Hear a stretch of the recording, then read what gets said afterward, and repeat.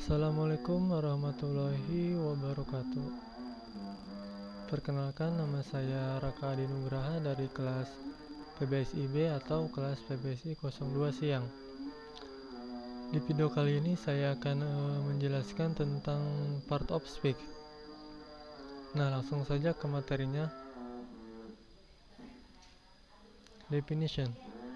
Part of speech is a classification of words that are categories from their role and function in the sentence structure of a language. Nah, jadi part of speech yaitu klasifikasi dari kata-kata yang dikategorikan dari peran dan fungsinya dalam struktur kalimat sebuah bahasa. Part of speech terdiri dari noun, pronoun, verb, adjective, adverb, preposition, conjunction, dan interjection. Yang pertama ada kata noun atau kata benda. Function, to name a person, place, thing, or idea. Generally, nouns are preceded by the particles a, an, and the. Noun can also be singular or plural and concrete or abstract. In a sentence, noun can function as a subject, direct object, indirect object, subject complement, or object of a preposition. Nah, noun atau kata benda berfungsi yaitu untuk menamai orang, tempat, benda, atau ide. Umumnya noun didahului oleh partikel a, an, dan the. Noun juga dapat berbentuk singular atau plural dan konkret atau abstrak. Dalam suatu kalimat, noun bisa berfungsi sebagai subjek, objek langsung, objek tidak langsung, pelengkap subjek, atau objek dari suatu preposisi. The various parts of speech include countable and uncountable nouns, proper and common nouns, abstract and concrete nouns, and collective nouns. Example: countable noun can be counted: book, car, food, mountain, tree. Uncountable noun: uncountable, English, happiness, meat, milk, snow. Nah, macam-macam parts of speech ini antara lain countable dan uncountable, noun, proper dan common noun, abstract dan concrete noun, dan collective noun. Contohnya yaitu dari countable noun dapat dihitung, yaitu buku, mobil, sepatu, ada mountain and tree. Uncountable noun atau tidak dapat dihitung yaitu English, happiness, meat, milk, snow. Common noun atau umum. Common noun atau common noun general, country, desert, physics. Proper noun specific, Indonesian, Sahara, Albert Einstein. Abstract noun expressing ideas, concepts, feelings, circumstances, traits, or characters. Idea, honesty, imagination, kindness, love. Concrete noun in the form of material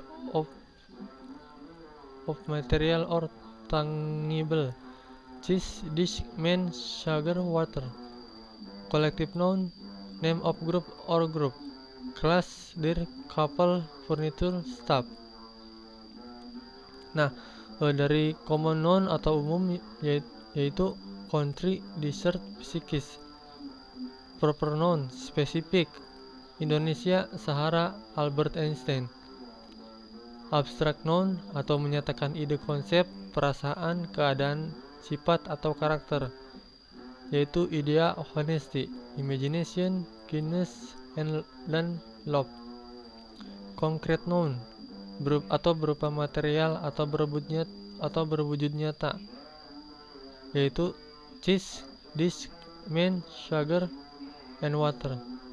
Collective noun atau nama kelompok atau kumpulan, yaitu class, deer, couple, furniture, and stuff.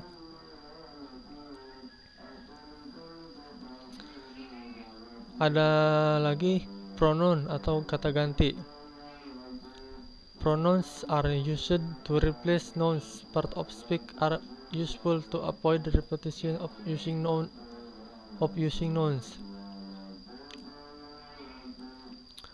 Various pronouns and examples: personal atau orang. Pronouns I, you, we, they, she, he, it. Demonstrative atau penunjuk: this, that, this, those. Interrogative pronouns yaitu who, what, which, whom, was. Relative pronouns who, which, whom, was, that. Nah, pronoun atau kata ganti yaitu digunakan untuk menggantikan nouns. Part of speech ini bermanfaat untuk menghindari repetisi penggunaan noun.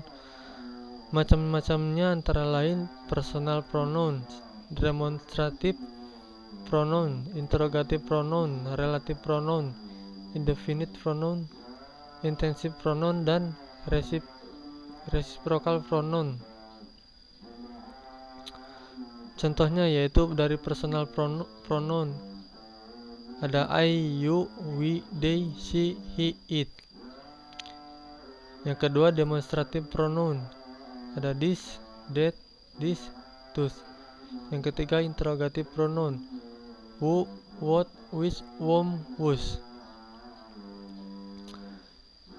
Yang keempat relative pronoun who, which, whom, whose, that. Yang kelima indefinite pronoun ada another, anything, everything, none, someone. Yang keenam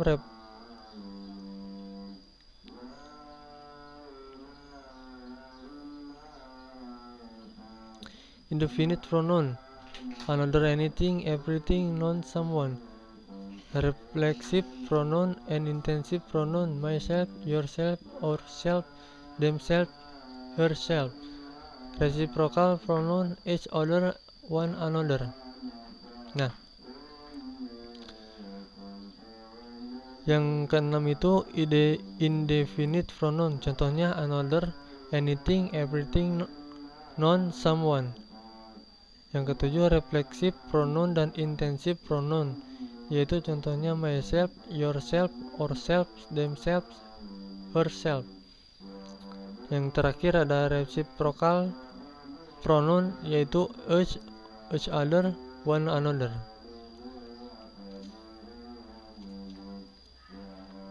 Verb atau kata kerja. Verb are used to indicate the action of the subject, indicate events or circumstance.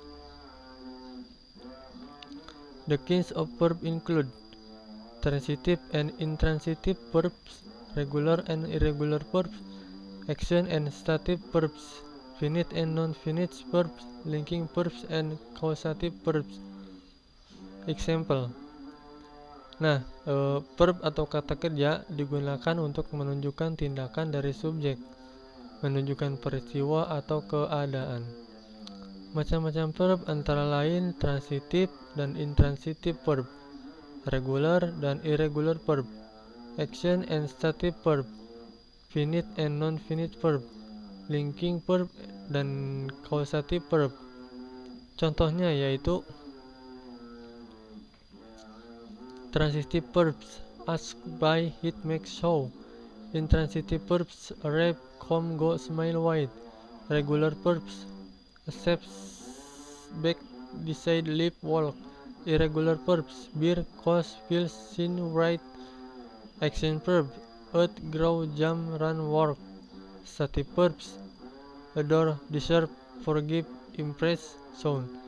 Finite verbs transitive and intransitive verbs, action and stative verbs, linking verbs, and auxiliary verbs. Non-finite verbs: present participle, past participle, infinite, verb infinite. Linking verbs: act, be, look, seem, test. Causative verbs: get, have, lead, let, make. Nah, contoh dari verb kata kerja yaitu transitive verbs: ask, buy, hit, make, show. Yang kedua, intransitive verb: read, come, go, smile, white. Regular verb: accept, beg, decide, live, walk. Irregular verb: bear, cause, feel, sing, write. Action verb: eat, grow, jump, run, work. Stative verb: adore, deserve, forgive, impress, sound. Finite verb: transitive dan intransitive verb. Action dan stative verb, linking verb dan auxiliary verb. Non-finite verb: present participle, past participle, infinite, verb infinite. Linking verb: ada act, be, look, seem, test. Causative verb: get, have, lead, let, make. Lanjut, ada adjektif atau kata sifat. Adjective is a word used to describe or a noun or pronoun. Usually comes before a noun or pronoun. However, it can also be located after linking verbs related to the senses. For a noun or pronoun, there can be more than one adjective. Example: old, young, bad, fat, thick, big, small, pretty, and so on. Nah, jadi adjektif itu adalah suatu kata yang digunakan untuk menggambarkan atau memodifikasi noun atau pronoun, biasanya terletak sebelum noun atau pronoun. Namun, dapat juga terletak sesudah linking verb yang berhubungan dengan indera, seem, taste. Untuk satu noun atau pronoun dapat terdapat lebih dari satu adjektif. Contohnya yaitu old, young, bad, fat, thick, big, small, pretty, and dan sebagainya. Lanjut, ada adverb atau kata keterangan. Usually used to describe or modify a verb, adjective, or other adverb. However, adverbs never describe a noun and usually answer the question how, when, where, why, under what condition, or to what degree. Not only that, adverbs of an adjective usually end in like particles, such as deeply, extremely, happily, fairly, and others. But there are also adverbs that are not described from adjectives, such as very, somewhat, only, quite, and so on. The types of adverbs in English are. Nah, adverb atau keterangan yaitu digunakan untuk menggambarkan atau memodifikasi suatu kata kerja, verb, kata sifat, adjektif, atau adverb lainnya. Namun, kata keterangan tidak pernah mendeskripsikan suatu kata benda, noun, dan biasanya menjawab pertanyaan how, when, where, why, under what condition, atau to what degree.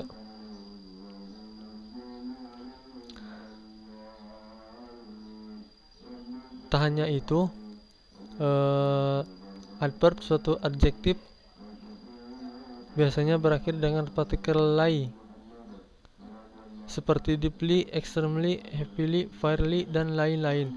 Tapi ada juga adverb yang tidak berasal dari adjektif seperti very, somewhat, only, quite, dan lain-lain. Adapun macam-macam kata keterangan dalam bahasa Inggris adalah adverb of time atau early, recently, yesterday, now, tonight. Adverb of manner: fast, hard, slowly, softly, quickly. Adverb of degree: inaugurate, so, to, very. Adverb of modality: likely, maybe, perhaps, possible, unlikely. Adverb of frequency: always, barely, daily, often, sometimes. Adverb of place: away, behind, here, nearby, somewhere. Adverb of focus: also, even, just, mainly, only.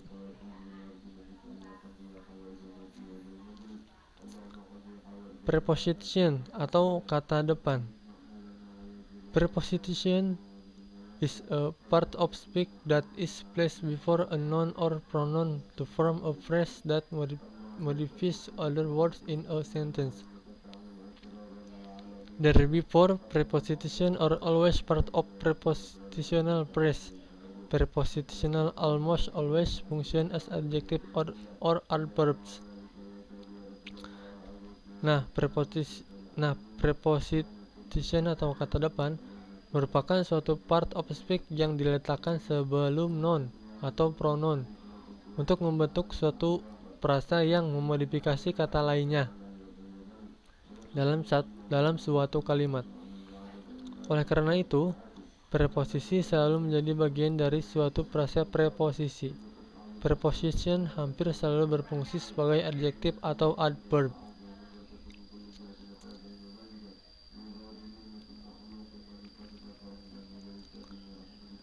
Prepositions in English are divided into several types, including preposition of time, after, before, during, since, until. Preposition of place: above, at, in, on, under. Preposition of movement: inside, into, up, towards, up. Preposition of manner: by, in, like, on, with, out. Preposition of purpose: for. Preposition of quantity: measure, for, by. Kata depan dalam bahasa Inggris dibagi menjadi beberapa macam, antara lain preposition of time, preposition of place, preposition of movement, preposition of manner, preposition of purpose, preposition of quantity atau measure, for, by.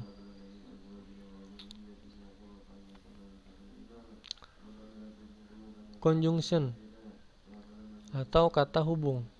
This part of speech serves to connect words, phrases of clause, and also to show the relationship between the sentence elements that are connected.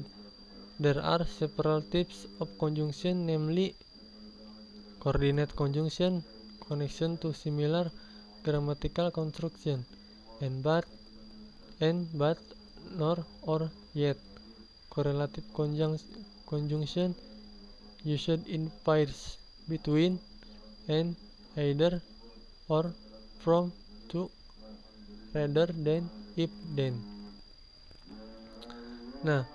Conjunction atau kata hubung di part of speech ini yang berfungsi untuk menghubungkan kata, frasa, atau klausa dan juga menunjukkan hubungan antara elemen kalimat yang dihubungkan.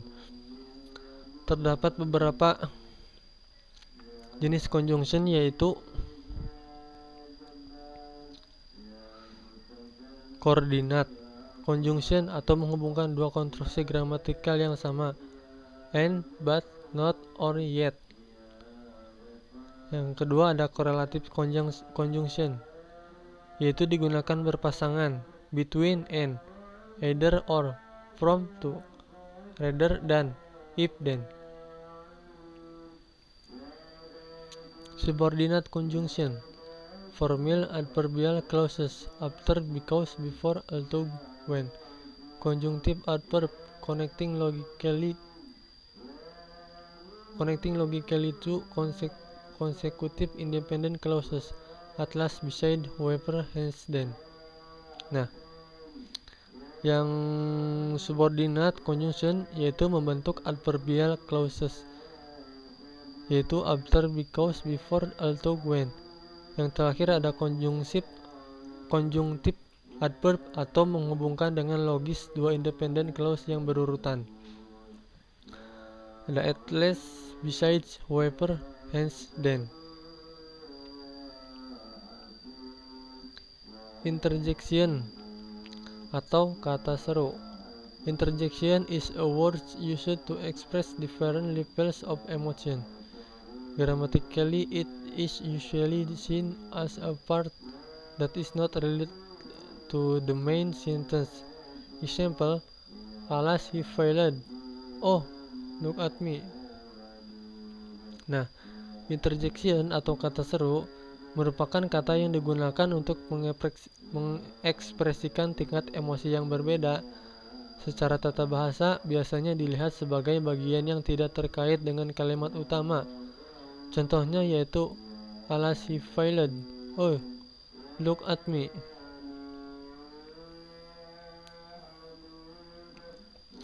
Mungkin itu saja penjelasan part of speech dari saya. Kurang lebihnya mohon maaf. Wabillahi taufiq wal hidayah. Wassalamualaikum warahmatullahi wabarakatuh.